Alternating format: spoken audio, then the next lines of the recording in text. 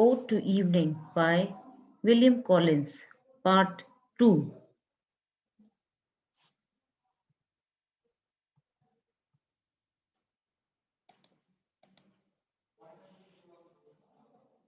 For when thy folding star arising shows his palely circlet at his warning lamp. In this part of the poem, the poet starts to talk about the unfolding of the evening. Her folding stars attributes to the twinkling star like an origami star which appears on the orange ambience of the sundown.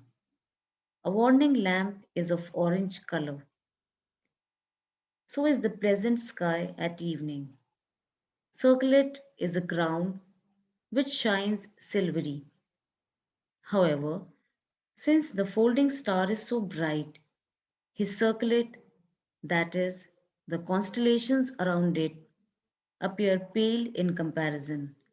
In the evening time, when there is still some light in the scenery,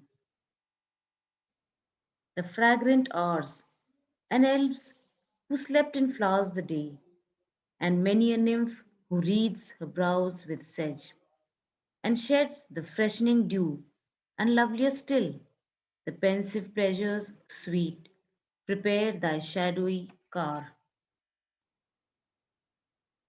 The poet describes the sweet smelling hours of the eve.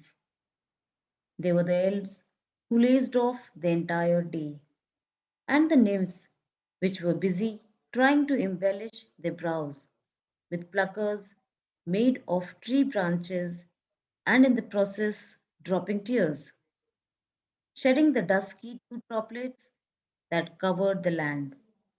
He says that even these subjects who were occupied earlier care so much for her that they leave their tasks and prepare her dusky conveyance.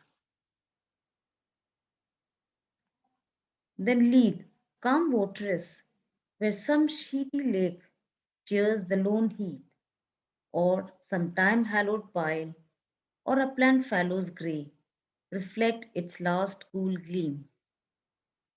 In her carriage, Eve is led by her loyal servants to various places, a snow covered lake near an uncultivated field, or a pile formed by the passage of time, or a highland virgin grey, grey meaning inert, which gives off its evanescent cool gleam ephemerally before her arrival. Votaress is someone bound by a vow. Eve is addressed as the votaress, perhaps because it shows that she has taken up some kind of an oath, possibly an oath to remain unconsummated. But when chill blustering winds or driving rain forbid my willing feet, be mine the hut that from the mountain's side views wilds and swelling floods. It is a description of the outrageous side of the beautiful evening that have heavy rain and stormy winds. The speaker wants to go out and see Eve, but the tumultuous weather stops him before doing so. Then he says that it is from this hut on the mountain's side from where everything is visible.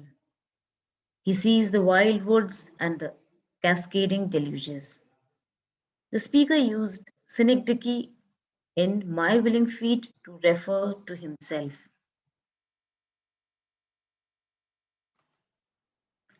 And hamlets brown and dim discovered spires. And here's the simple bell and marks over all. The dewy fingers draw the gradual dusky veil. And he also cites the villages and the faintly lit towers. The poet spies a hamlet and mentions hearing the simple bell, which is an allusion to the play Hamlet by Shakespeare, in which The passage of time is shown by the ringing of a bell. Therefore, by pointing to the ringing of the bell, he is actually indicating that Eve has finally taken over by gradually drawing her curtain of shade over everything.